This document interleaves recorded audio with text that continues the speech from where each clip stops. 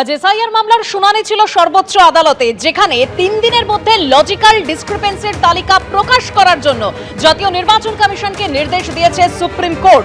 এবং এরই সঙ্গে বিএল এর মাধ্যমেও নথি জমা করা যেতে পারে, তবে উপযুক্ত অনুমতিপত্র থাকতে হবে, এরকমই নির্দেশ সুপ্রিম কোর্টের প্রধান বিচারপতি। তবে আজকে ঠিক কি সওয়াল জবাব হলো এবং মানুষের যে হয়রানি হচ্ছে সেই দিকটা কিভাবে বিবেচনা করে দেখলো সর্বোচ্চ আদালত, আরো বিস্তারিত আমরা জানবো সরাসরি আমাদের প্রতিনিধি সৌভিক মজুমদারের কাছ থেকে। সৌভিক,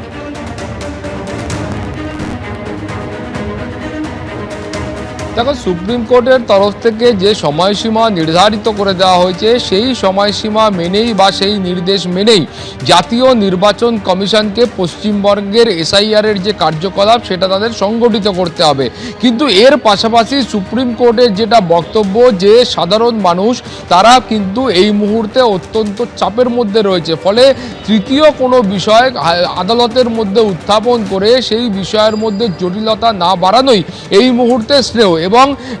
এবং তার পাশাপাশি যারা পশ্চিমবঙ্গের ভোটার রয়েছেন ভোটারদের যাতে আরও সুবিধা হয় সেই জন্য সুপ্রিম কোর্টের তরফ থেকে বলা হয়েছে যে 1,36,00,000 প্রায় ভোটারের মধ্যে লজিক্যাল ডিসক্রিপেন্সি তারা পেয়েছিলেন, তাদের নামের যে লিস্ট রয়েছে সেটা কিন্তু পঞ্চায়েত অফিসে, বিডিও অফিসে এবং তার পাশাপাশি পুরো এলাকার ক্ষেত্রে ওয়ার্ড অফিসে টাঙিয়ে দিতে হবে, যাতে সাধারণ মানুষ সেখান থেকে বুঝতে পারে যে তাদের ঠিক কোন কোন জায়গায় অসুবিধা রয়েছে বা কোন কোন তথ্য নির্বাচন কমিশনের কাছ থেকে চাওয়া হচ্ছে। তাদের যখন শুনানিতে ডাকা হবে সেই সময় তাদেরকে হিয়ারিংয়ের জন্য কোন কোন তথ্য বা কোন কোন ডকুমেন্ট নিয়ে যেতে হবে সেই সম্পর্কে তারা যেন অবগত থাকেন, সেই জন্যই সুপ্রিম কোর্টের তরফে এই নির্দেশ, এমনটাই কিন্তু আইনজীবীরা বলছেন।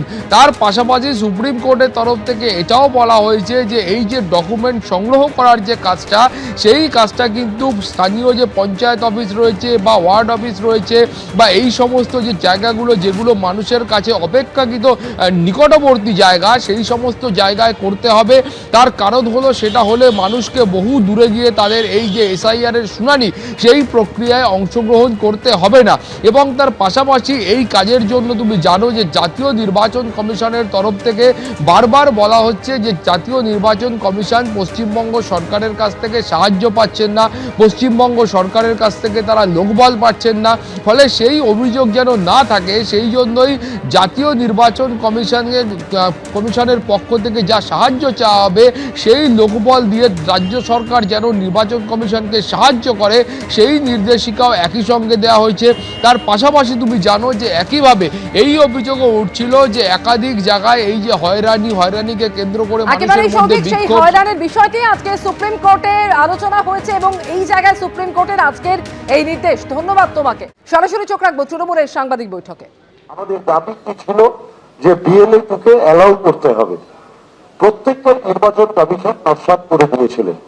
সেদিনই আমাদের নেতা সর্বভারতীয় সাধারণ সম্পাদক অভিষেক বন্দ্যোপাধ্যায় বলেছিলেন যে আপনি যা করবেন সেটাই শেষ কথা হতে পারে না, আমরা দরকারে সর্বোচ্চ আদালতে যাব এবং আমরা আশা করি সর্বোচ্চ আদালতের কাছে বাংলার সাধারণ মানুষের জন্য মমতা ব্যানার্জির যে লড়াই সেই লড়াইটা মান্যতা পাবে। মহামান্য উচ্চ আদালতকে আমরা ধন্যবাদ জানাচ্ছি, আমরা কুর্নিশ জানাচ্ছি। আমরা এটাই বলতে চাইছি যে বাংলার সাধারণ মানুষের যে হেনস্থা তার পরিপ্রেক্ষিতে পর্যবেক্ষণ করে আজকে মহামান্য আদালত আজকে সুনির্দিষ্ট কিছু রায় ঘোষণা করেছেন। প্রথম কথা হচ্ছে, আপনারা জেনে আনন্দিত হবেন, হিয়ারিং এখন ডিস্ট্রিবিউটেড করতে হবে, অর্থাৎ পঞ্চায়েত লেভেলে করতে হবে, ব্লক লেভেলে করতে হবে, ওয়ার্ড অফিসে করতে হবে। ডিসক্রিপেন্সির তালিকা টানাতে হবে 3 দিনের মধ্যে, তারপরে 10 দিনের মধ্যে পুরো হিয়ারিংটা কমপ্লিট করতে হবে। এবং শুধু লজিক্যাল ডিসক্রিপেন্সির তালিকা পাঠালে হবে না, সেই তালিকায় কেন তার নাম আছে সেটা কিন্তু বর্ণনা করতে হবে, অর্থাৎ তাকে লিখতে হবে কেন এই লজিক্যাল ডিসক্রিপেন্সিকে তালিকায় রাখা হয়েছে। বিএলএ2 শুধু নয়, বিএলএ2 তো অ্যালাউ করতেই হবে। যার হিয়ারিং হবে তিনি যাকে মনে করবেন তাকে নিয়ে যেতে পারবেন হিয়ারিং সেন্টারে। তার থেকেও বড় কথা, অ্যাডমিট কার্ডকে মান্যতা দিতে হবে, আধার কার্ডকেও মান্যতা দিতে হবে। এবং যেখানে আধার কার্ড, অ্যাডমিট কার্ড এদের মান্যতা দেওয়া হবে না সেসব ক্ষেত্রে তার তালিকা সুপ্রিম কোর্টের কাছে নির্বাচন কমিশনকে জমা দিতে হবে। এবং আরো একটা ব্যাপার হচ্ছে, যে হিয়ারিং গুলো আগে হয়েছে আমরা বারংবার বলেছিলাম এটা কেউ রিসিভ পাচ্ছে না। অর্থাৎ আমি যে সঠিক কাগজ জমা দিয়েছি তার কোনো প্রমাণ আমার কাছে থাকছে না। এটা কেন করেছিল? যাতে আমি ওনাদের এই স্বৈরাচারী মনোভাবের বিরুদ্ধে আমরা কোর্টে যেতে না পারি। আজকে সুপ্রিম কোর্ট মহামান্য আদালত আজকে এটা বলে দিয়েছে যে ভাই রিসিভ দিতে হবে, দরকারে হিয়ারিং প্রসেসটা আবার প্রথম থেকে শুরু করতে হবে। তুমি কাগজ নিলে তাকে রিসিভ দিলে না, তুমি তাকে জানালে না যে তার সে কি কাগজ জমা দিয়েছে, এই স্বৈরাচারী মনোভাব চলবে না।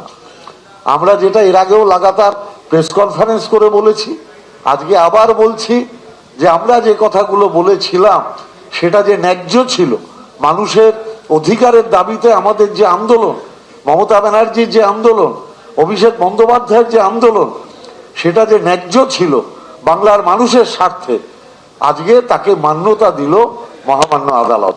আমাদের এটুকুই বলার। আমি দুই মন্ত্রী আছেন, মাননীয় ব্রাত্য বসু, মাননীয় চন্দ্রিমা ভট্টাচার্য, আমি তাদের বলার জন্য অনুরোধ করছি। এবিপি আনন্দ, এগিয়ে থাকে, এগিয়ে রাখে।